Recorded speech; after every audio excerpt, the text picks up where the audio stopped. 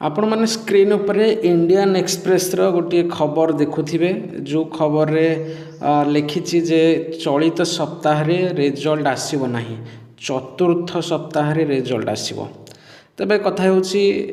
ए कथारे केते सत्यता रही आमे जदि विश्लेषण करिबा आज 17 तारिख हो गला अथच ए पर्यंत रिजल्ट आसला नहीं कि रिजल्ट नहीं सीएचएससी कौन प्रकार मुह खोल नहीं।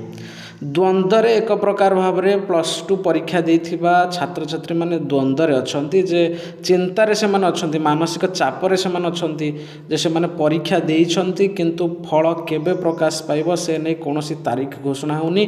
कि फल प्रकाश पाइबार ना गंध धरुनी। तेबे आमे जदि गोटे कथा देखिबा वास्तविक इंडियन एक्सप्रेस रे जो खबरटी बाहरी ताहा सत्य कि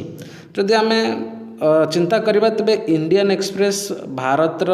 एक आग धाड़ीर प्रेस मीडिया तेणु ये प्रेस मीडिया वेब पेज रे खबरटी बाहरी जे सीएचएससी ऑफिशियल विश्वस्त सूत्रु ये खबरटी पाखरे हस्तगत होती। तेणु आमे जदि यहाँ धरी नवा वास्तविक ए सप्ताह रे आउ +2 रिजल्ट आसीबो नाही, किंतु जदि अन्य पक्षरे आमे विचार करिबा तेबे आम पाखे जहाँ सूचना पूर्वर थिला मुझे कही जो दिन कही सीएचएससी आसिक घोषणा करेंगे से दिन सीएचएससी